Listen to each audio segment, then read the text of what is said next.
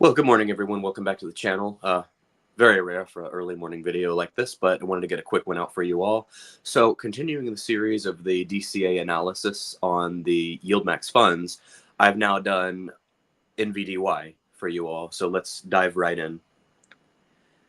And what you're going to see is the same spreadsheet that I've been using for Tesla and for OARK. And this one is a lot shorter because there's less data, because this one just went public in May.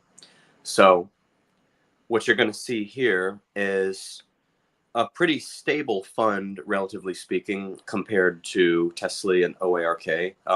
Personally, I feel like we should be doing a little bit better in this one, given how NVIDIA stock has done. But overall, we've gotten pretty solid dividends from June all the way to October.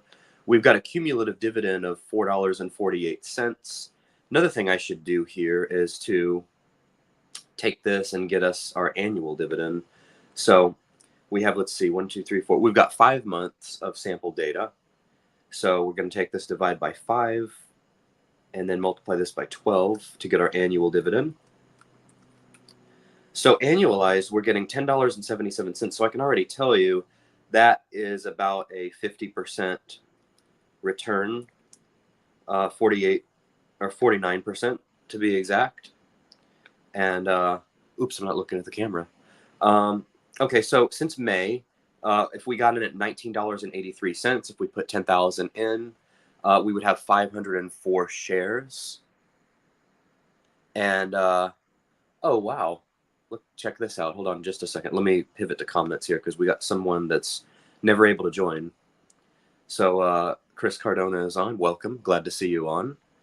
The spreadsheets, well, here's what I can do. So no one has to put on their magnifying glasses. I can do it myself. So let's see. How about we do this? You know what? I used to do this too. There we go. How about that? I hope that's better. So let's see here.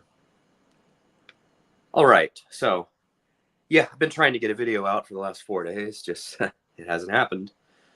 So anyway, so we would have 504 shares as of, great, glad to hear that that's better. We would have 504 shares. Where'd my spreadsheet go? If we had bought when this first went public, the first dividend paid was 75 cents in June. So that would have netted us $376 in payouts. And then our shares would increase, because remember, we're reinvesting. So our shares would increase to 521. And this is taking fractional shares into account too. So we would be looking pretty good at this point. 11,874. So that would be, I'm laughing at some of the comments here that I haven't put on display yet. So that would be a return of 18.74%. Now, how do I do that? Because 10,000, 11,874, that's easy math. That's 18%, right? Don't even need a calculator for that. Only if you're the coach, though. And then 96 cents in July would have gotten us a $500 dividend payout. And we would be up to 543 shares. So then net, we would be 12,733 or 12,373. And then in July, we would have got in scenario 2 here. We would have got in at 2278. It would have got us 439 shares. Remember, because the share price appreciated.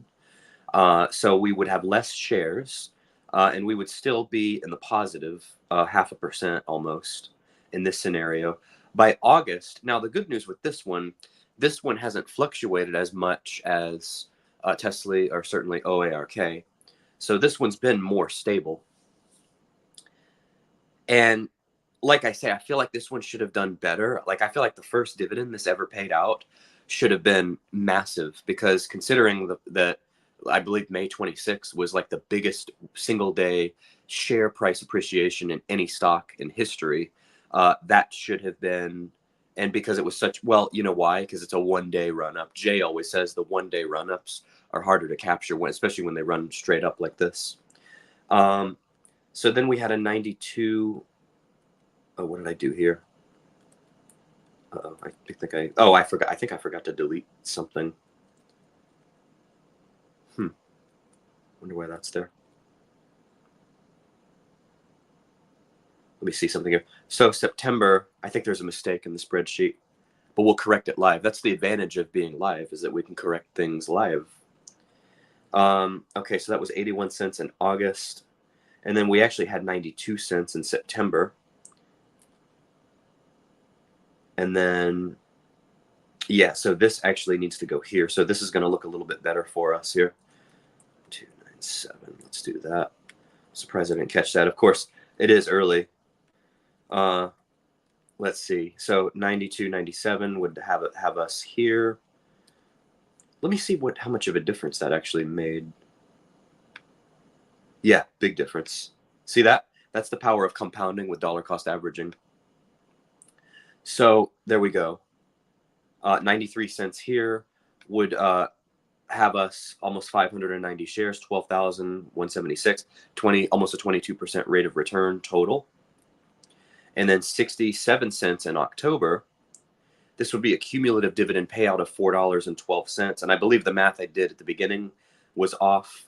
Yeah, see, it's 45% instead of 49%. So $9.89 in total dividends, approximating for the total year.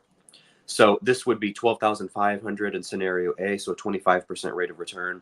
Scenario B, 10,526. This would be, almost flat. And then if you had just got in October, you would be in the red a bit. Now I did the math here just for this total share count here. And I really should do this for all three, because at the price right now, it's recovered a little bit. So you would be at 10,316. Let's go in reverse order here. Take this times 2202, which it's trading at today, actually. And then let's take this one. Let's see, you're 609 times 2202. And we get an error because I put two equal signs instead of one. Okay, so we would actually be looking really good. So November, when we get our dividends in November, when I update this spreadsheet, it's going to look a lot better for scenarios 1 and 2. We're at actually a 34% return in scenario 1, and in scenario 2, we're at 13%, and we're in the black in all three.